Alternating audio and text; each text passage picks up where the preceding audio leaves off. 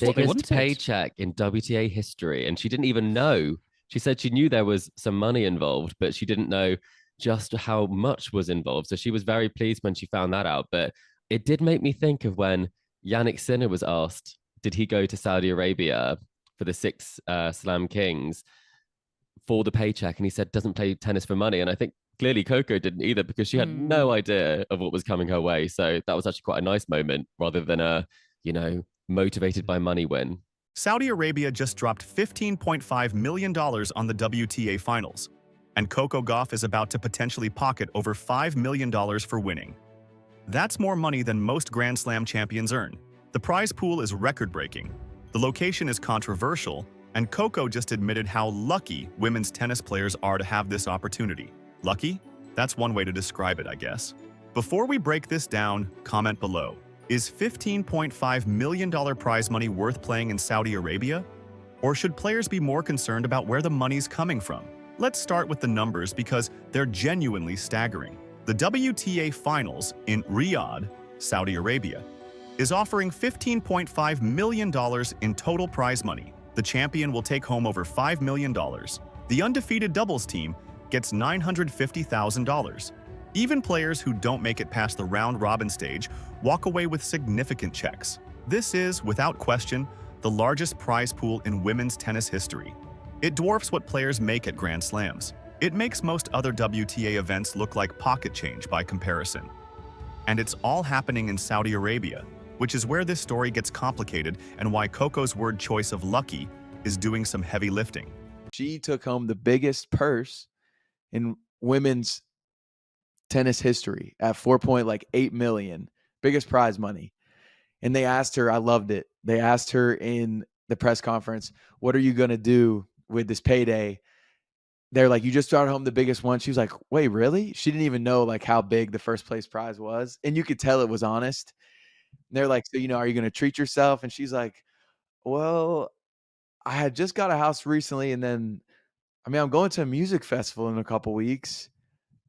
And like, that was kind of like, almost like she's alluding to like, maybe I'll get like the VIP package. Of course, she's already like in that box, but she's, it was just funny. She's like, I'm not somebody that really spends a lot of money. So like, it's awesome to win. Or like, I'm going to keep taking care of my family, yada, yada. But one of the many reasons I love Coco Gauff.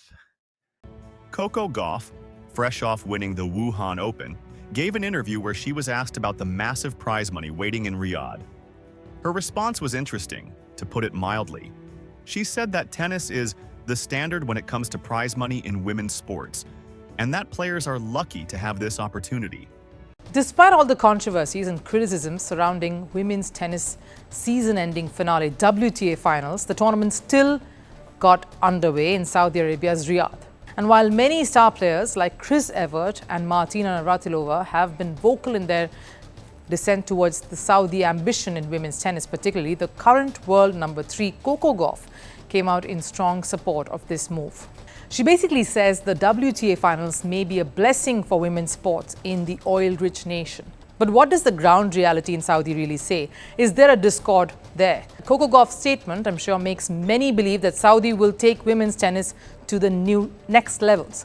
But will that really translate to a massive change for the women athletes in Saudi? She credited trailblazers like Billie Jean King and Venus Williams for fighting for equal pay decades ago, which is absolutely true and fair. But then she pivoted to talking about how tennis has a responsibility to be a beacon for other women's sports regarding pay. Noble sentiment, completely valid point, except she's saying all this in the context of defending a tournament funded by a country with one of the worst women's rights records on the planet. The irony is so thick, you could cut it with a knife. Coco Gauff, an American tennis star who's been vocal about social justice issues in the past, is now talking about how lucky women tennis players are to receive money from a government that legally requires women to have male guardians make major life decisions for them. Saudi women couldn't even drive cars until 2018. They still face severe restrictions on movement, marriage, and basic freedoms. But sure, let's talk about how this $15.5 million represents progress for women's sports. The cognitive dissonance is genuinely impressive. Now, before people accuse this of being unfair to Coco specifically, let's be clear. She's not the only player dealing with this contradiction. The entire WTA decided to take Saudi money, and most of the top players are participating without much public hesitation. Coco just happens to be the one who gave an interview using words like lucky and responsibility in relation to a tournament that's essentially sports washing at its finest. Saudi Arabia is spending billions on sports, entertainment, and cultural events specifically to improve its international image and distract from human rights abuses. That's not conspiracy theory. That's stated Saudi policy under Vision 2030. They're not hiding it. The $5 million prize for the champion is legitimately life-changing money, even for someone like Coco, who already has substantial endorsement deals.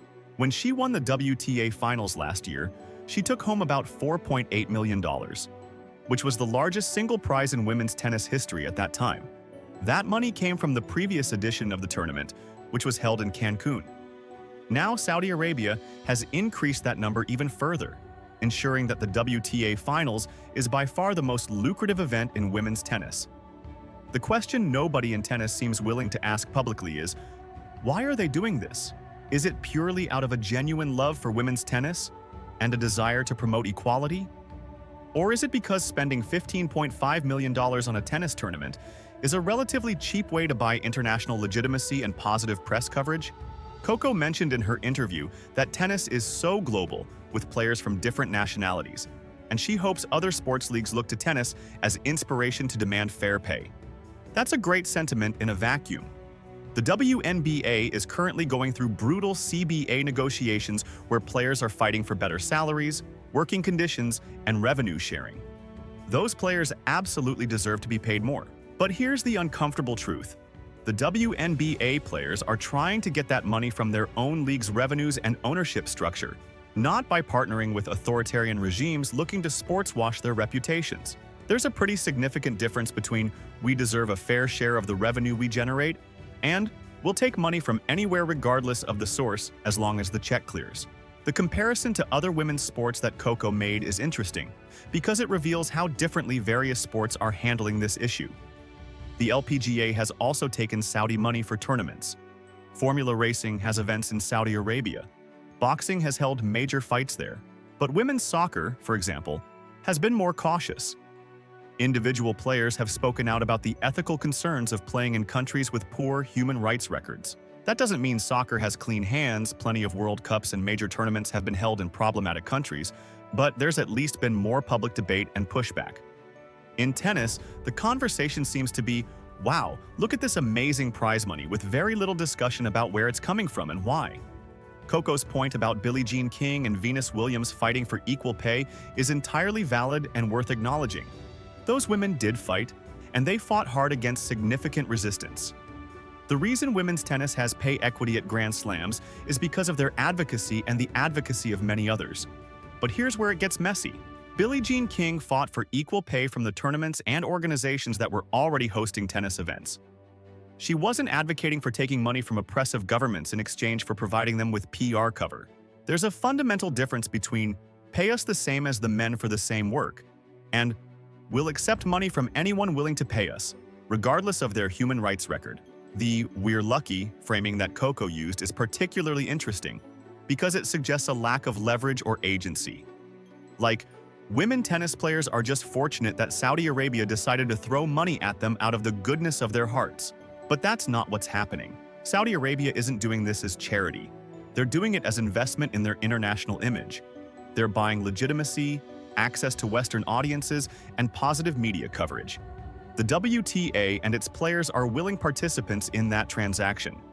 Calling it lucky makes it sound passive, like something that just happened to tennis players, rather than a conscious business decision that everyone involved made with full knowledge of the ethical implications. Let's talk about the actual prize money structure, because it does show how significant this event is financially. Even players who don't win a match still receive participation fees that are substantial. The tournament operates on a round-robin format where everyone plays at least 3 matches, and you get paid for each stage you advance to. So even the 8th-ranked player who goes 0-3 in the round-robin walks away with several $100,000. That's more than most players make for winning regular WTA Tour events. The financial incentive to participate is absolutely massive, which is precisely the point. Saudi Arabia is offering money that's almost impossible to refuse. ensuring that all the top players show up and give the tournament legitimacy. Coco specifically mentioned that if she goes undefeated in Riyadh this year, she could earn over $5.2 million. That's one tournament. Compare that to Grand Slam prize money. Winning the US Open pays about $3 million, Wimbledon is similar, the Australian Open and French Open are slightly less. So the WTA Finals in Saudi Arabia pays more than any Grand Slam. That's a deliberate strategy to make this tournament feel like the pinnacle of women's tennis, the most important event of the year. And from a purely financial perspective, it is. Players' entire year-end rankings and financial outcomes are significantly impacted by their performance in Riyadh. That gives Saudi Arabia enormous leverage over the sport. The comment Coco made about showing she has the level to be the player I want to be after winning Wuhan is standard athlete talk. She's confident, she's playing well, she's heading into the finals with momentum. Fine.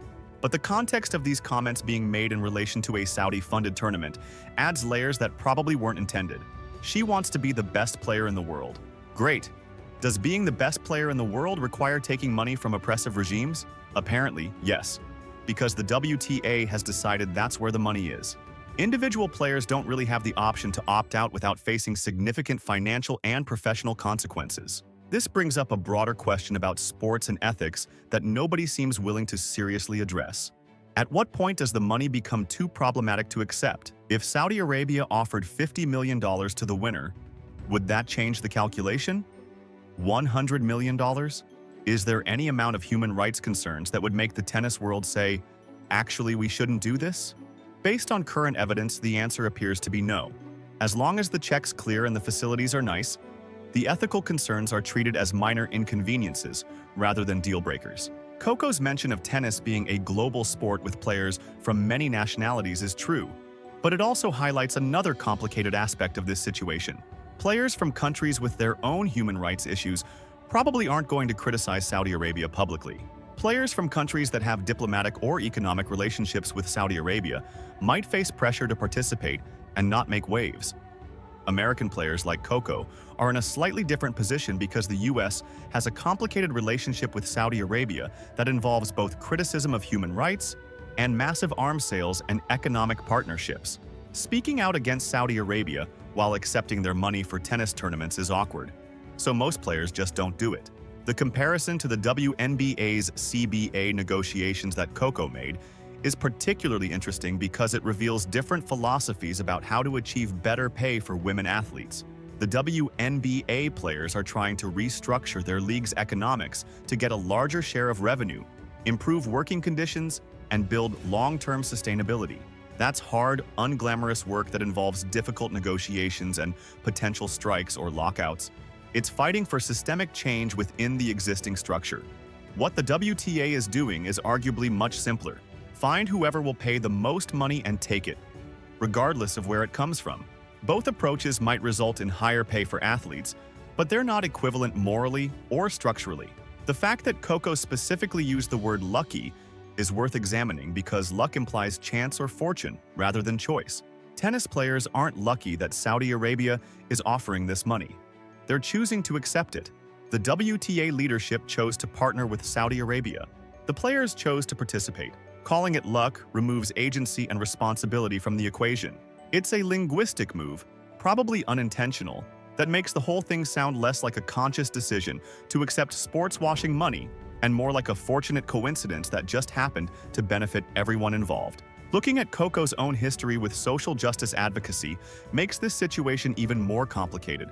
She's spoken out about racial justice, she's used her platform to advocate for various causes, she's been thoughtful and articulate about social issues in the past.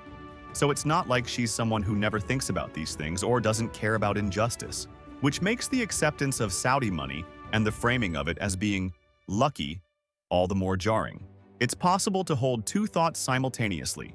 Women tennis players deserve to be paid more, and accepting money from Saudi Arabia to accomplish that is ethically problematic. Both can be true.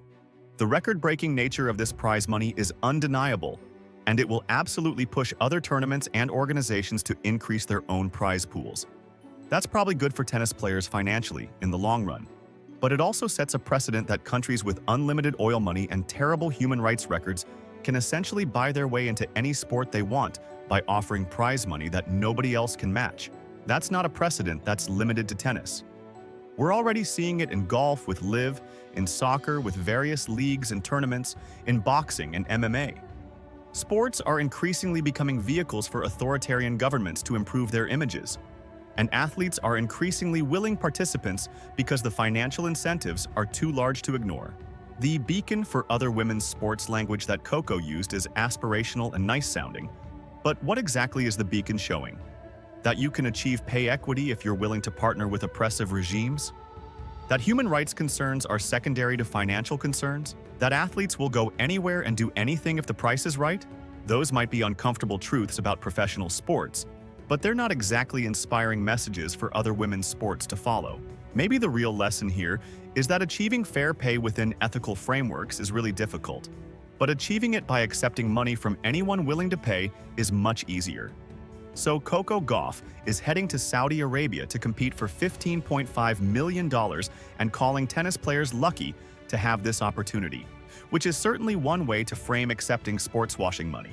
If this breakdown gave you something to think about, hit that like button and subscribe. Drop a comment. Is record-breaking prize money worth the ethical compromise? Or should tennis players care more about where the money comes from?